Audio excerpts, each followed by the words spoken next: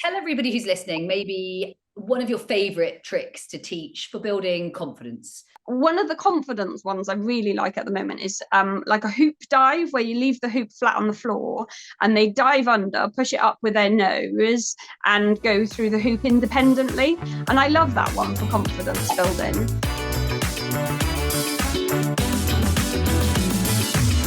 Welcome to the Absolute Dogs Sexy and the Squirrel podcast. I'm Lauren Langman. I'm one of the world's leading dog trainers, and it's my mission to help owners become their dog's top priority.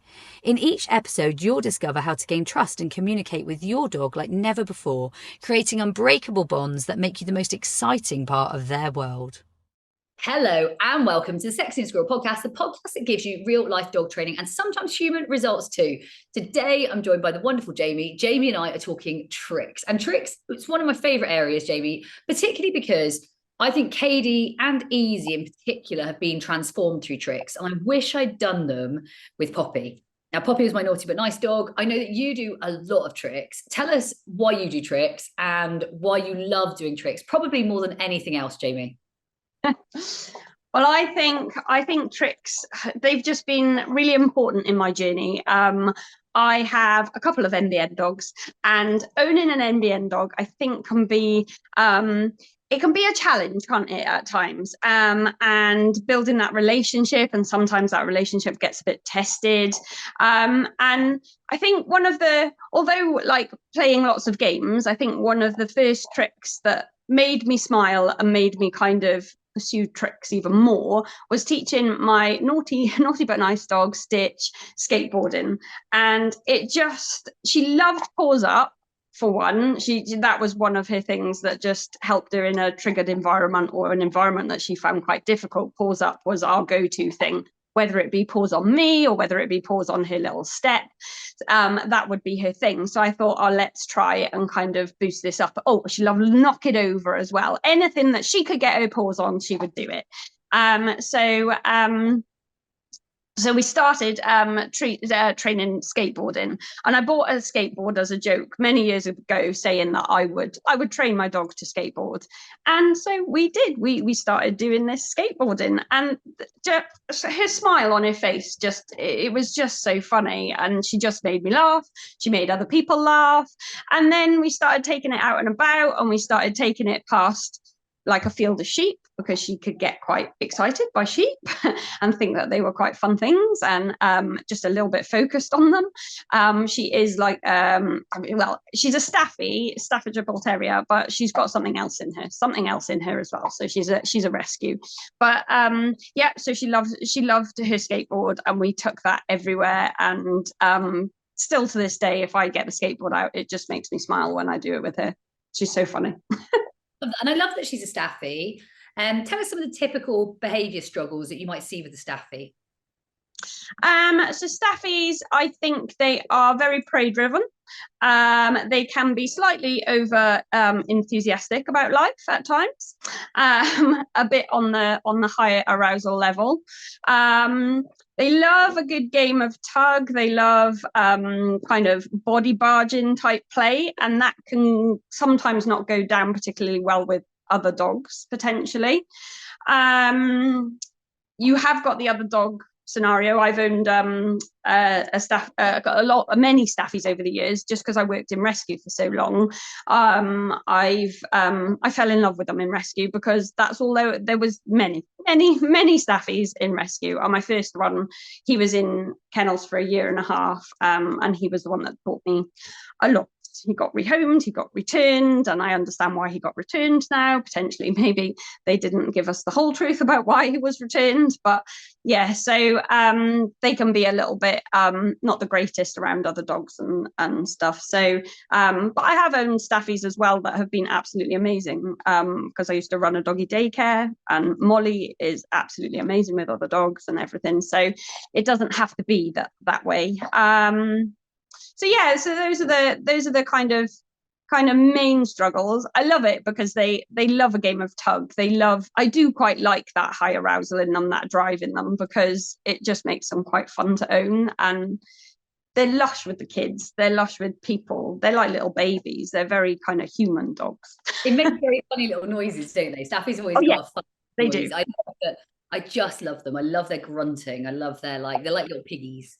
And They are like little piggies. And I did have, when I used to work in rescue, I can remember I had people like sit outside their kennels crying because of the noises that they would make. And it was just like, it's okay. This is what they do, whether they be happy or just a little bit kind of excited by life. But yes. Tell everybody who's listening, maybe one of your favorite tricks to teach for building confidence. One game that you love to teach, because you're a teacher full-time at the training center, but you're also a pro dog trainer, and you're also a real enthusiast, and you also have multiple dogs of your own. And I know that you support lots of different dogs. So what are your favorite go-to tricks, or an easy trick, or a trick you really like, or a favorite trick? You know, at the moment, I love like hoop tricks and seeing how many different things that you could do with hoops. And I think it's a really nice one for confidence, because you can make it as easy or as kind of difficult as you want it to be, really. And one of them is just literally orientation game through the hoop, with the hoop on the ground. So there's no jumping involved. It's just that the dog might be a little bit aware that there is a hoop there. So potentially building confidence and scatter feeding around the hoop, and making sure the hoop is quite low to the ground to begin with. And then just playing a bit of orientation game through that. And then from there, you can just... One of the confidence ones I really like at the moment is like a hoop dive, where you leave the hoop flat on the floor and they dive under, push it up with their nose, and go through the hoop independently. And I love that one for confidence building. And I never forget training a dog to do in a suitcase. So push the suitcase up and then get in the suitcase and lie down in the suitcase. And the little dog that I was teaching it, she was a little bit... she wasn't very gritty at the nose push up bit. So we were just doing it as a confidence building exercise. So we just kind of did that and left it at that, and I would hold the majority of the weight of the suitcase, basically, to help her. So she would push it up a little bit and then get in it. So we left the suitcase for a while, and we were playing around with lots of other tricks, and then I started doing the hoop dive thing with her, and she started really like pushing the hoop up and getting quite kind of gritty about it, because the hoop is quite light and it's just easy for her to do, and she got really confident at it. And then one day we went back to the suitcase, and she really did the suitcase up and got in it. And I was just like, oh, that's really cool. So by chance, it was just funny how those two tricks helped each other, and made her stronger and more confident. Combining them to almost concept train the next level. So really, really nice. And tell me, maybe, I mean, I'm going to tell you actually one of my favorite tricks to utilize, probably as much as teach, is middle toes. I just love it for knowing where they are. Like, I love it knowing, like, when I'm teaching, because obviously both you and I are teachers all the time. When I'm teaching, I love to be able to put my dog in middle toes, because I know where they're standing. So I know exactly what they're up to. So I know they can't get in trouble if they're like the types that Katie is, like, that might go say hi to something, or might just decide to run and go, hello. I'm like, no, you're staying middle toes. So I really love that you can like place them in that space. So that one for me is really cool. Go on, give us, Jamie, one of the tricks that you think is a really easy trick to teach. Really easy trick. I think it depends on the dog, but I love spins and twists and lefts and, well, I call them lefts and rights, spins and twists, but just and I like them because you might start off training them like at 12 o'clock in front of you, so the dog's in front of you, and you might start off training them that way. I think that was one of the first things that I got on a clear verbal, without any body cues and stuff like that. So it's a nice one to kind of progress to helping you with your mechanics, to help it go across onto a verbal. It's a nice one for that. It's also a nice one to maybe do by your side, maybe even do behind you, and just fiddle around with it until you get it. Because it seems quite easy, but then there are technicalities to it, aren't there? And getting a nice spin is kind of it's mechanically challenging, and but not so challenging that it's not hard, but it just helps you to I think it's Right. it's really doable. And I'm going to give one other as a trick that I think is really achievable and good for everyone to do at home. And I'd probably say a really good middle. So like a really good middle, Really when good. go into middle from anywhere. But I would go on the same with you. I'd have gone spin and twist first, or left. I like left and right. Eliza obviously likes spin and twist. And the other you could talk about, because obviously for those people that don't know, Jamie's Eliza's trainer most of the time. And I try, but it's hard being a parent and teaching at the same time.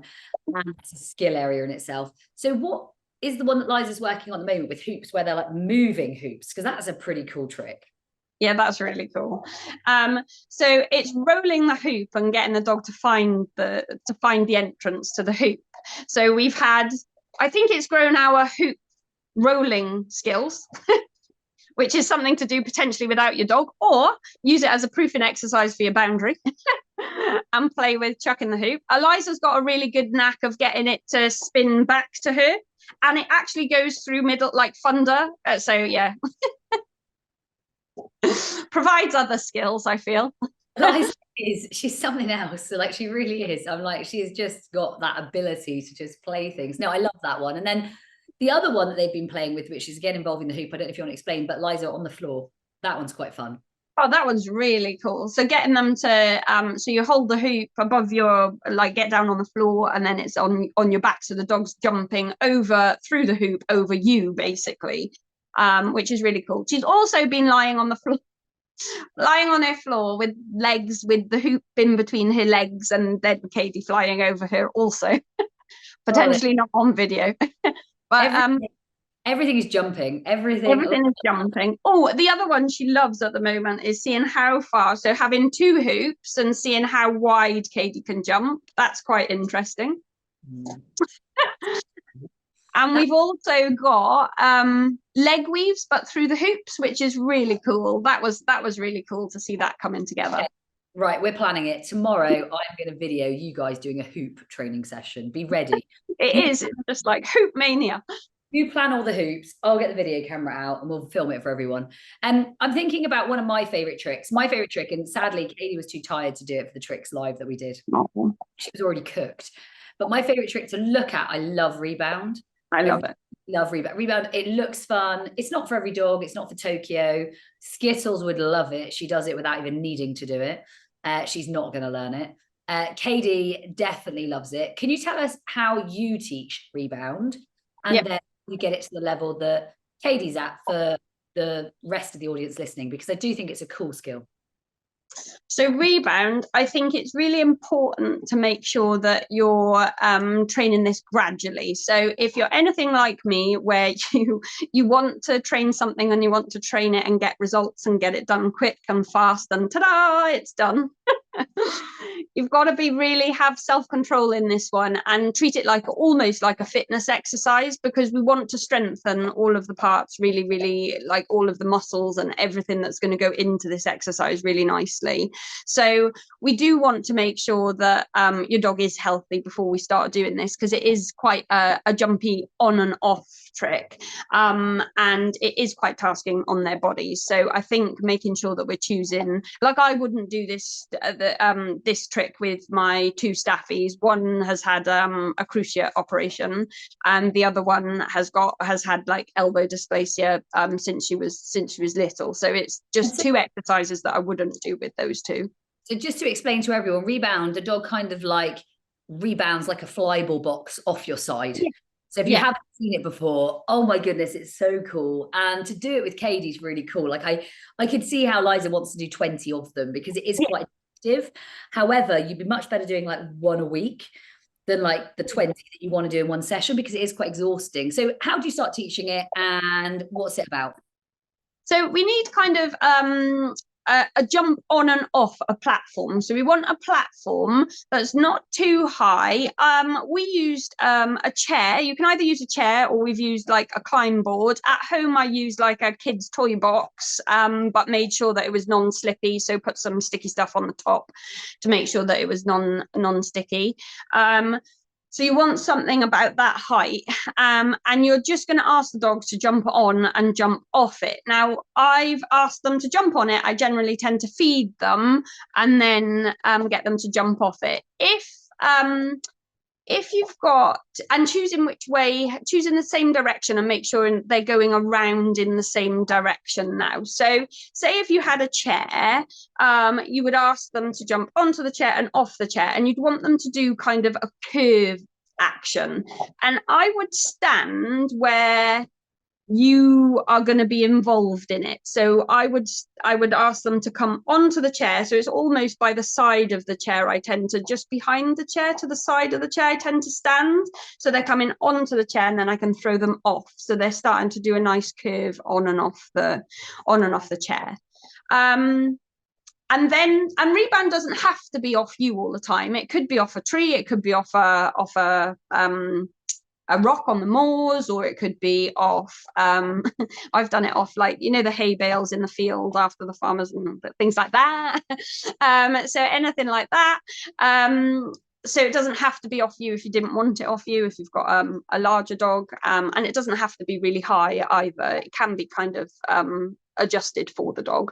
So we're going to be jumping on and off the chair, jumping on and off the chair. The next step would be, as long as they're really confident at that bit, is maybe you sitting on the chair.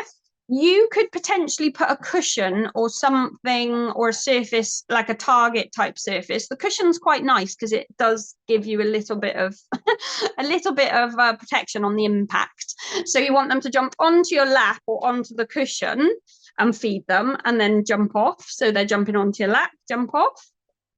And then bit by bit, you want to either go hardcore and you do squatting up against a wall because you want to raise yourself a little bit.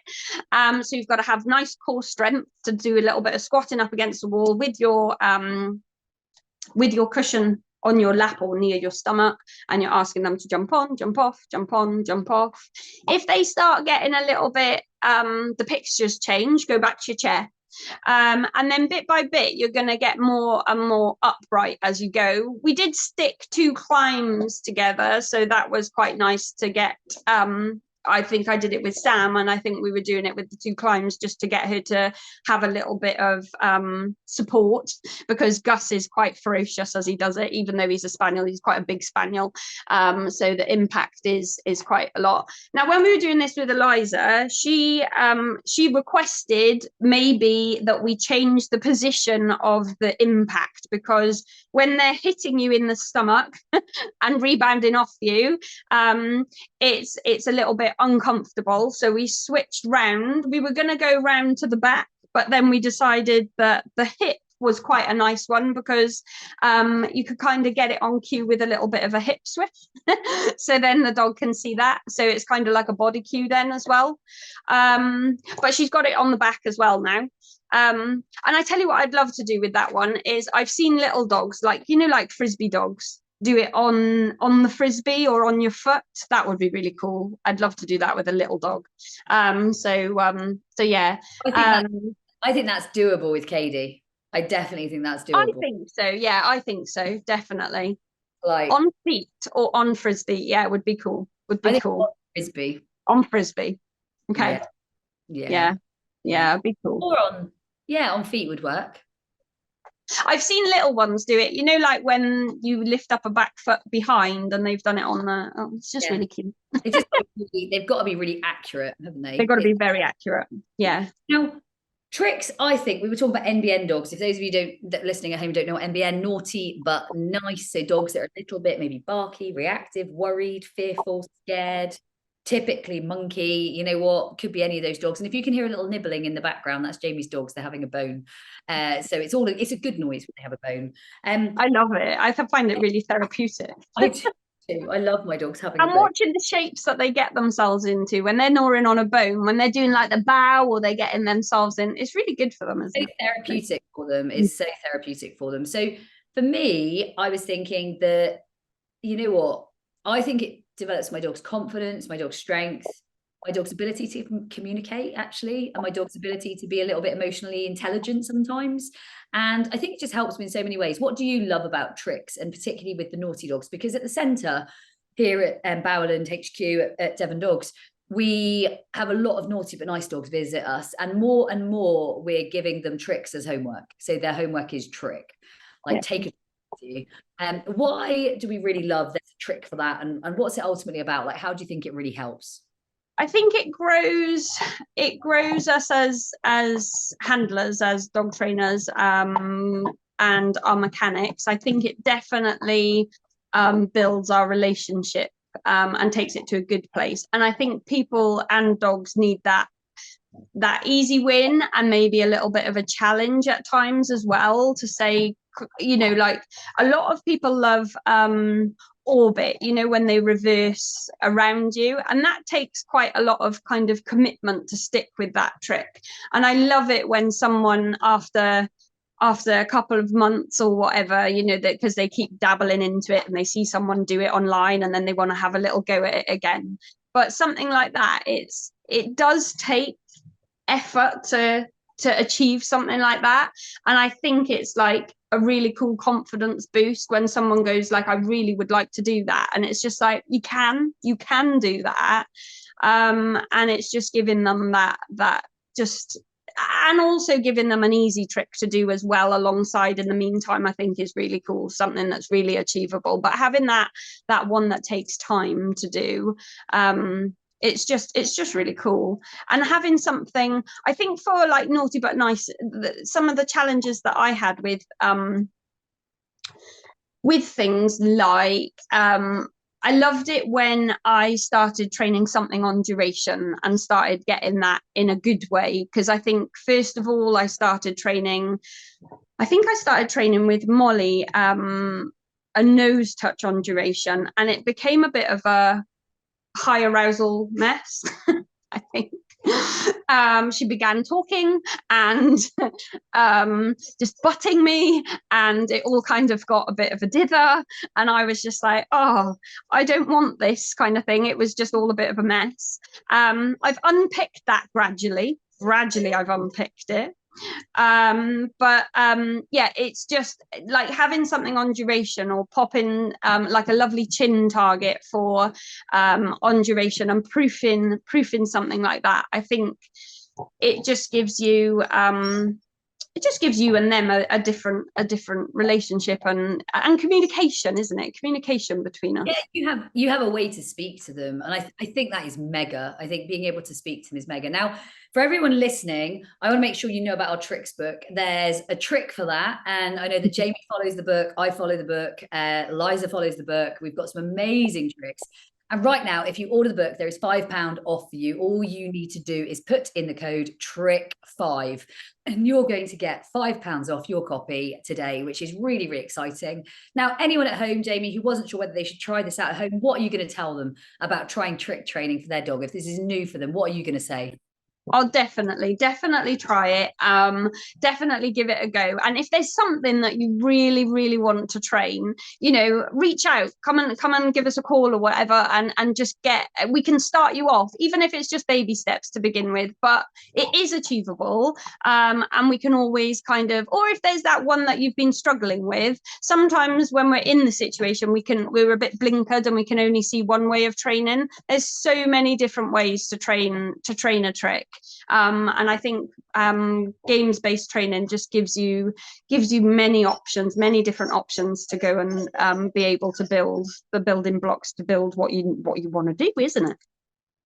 That's mega, absolutely mega. So guys, that was this episode of the Sexy and Squirrel podcast. We talk tricks with the wonderful Jamie. We want you to go out and get the trick book. We want you to tell people about tricks and why they're brilliant for your naughty but nice dogs. And most of all, we want you to have a go at teaching some tricks. Show us in the community, show us on our Facebook page, show us on our community space. We cannot wait to see what you're doing. There's a trick for that, and we're going to see you guys real soon. Thank you, Jamie. Thank you. Bye.